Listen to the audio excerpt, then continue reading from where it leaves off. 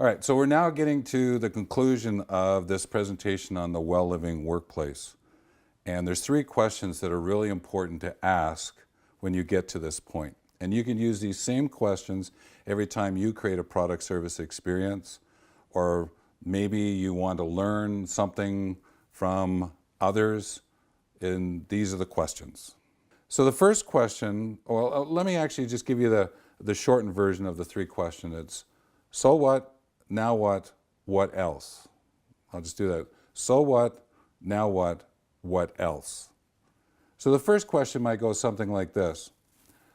So what does it mean to create the well-living workplace? So let me ask that question of you. So what does it mean to create the well-living workplace?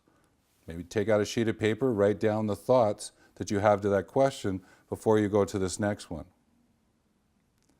All right, so I know that you've written those responses down. That's great. So here's the next question.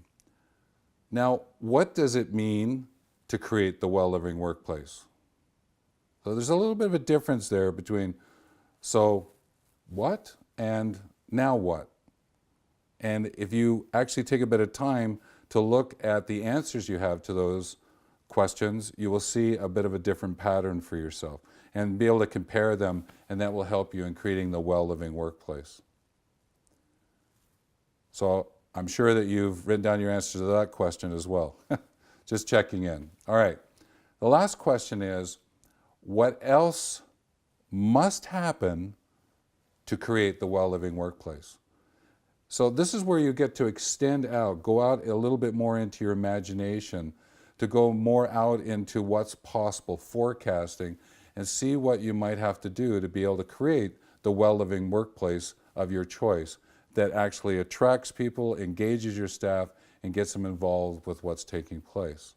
So again, so what, now what else? And you can use those to frame whatever other questions you have about whatever else you're doing in your life and in your workplace. Now, when you've written down the answers to those questions, I believe here's a very important tip, is to start each sentence, rather than as a sentence, start it as a statement, and start it with an action verb. Design, develop, demonstrate, communicate, manage, whatever action verb that you have that best describes the outcome you're looking for, then use the action verb and then get it to the outcome. So let me give you an example. Demonstrate ethical decision making, which is important in a well-living workplace. Use the framework of marketing that you have agreed upon amongst all the staff. That's another way in which to have an action verb and an outcome. So I leave that as a tip to take all of what you've just written down about so what, now what else, and turn them into action statements.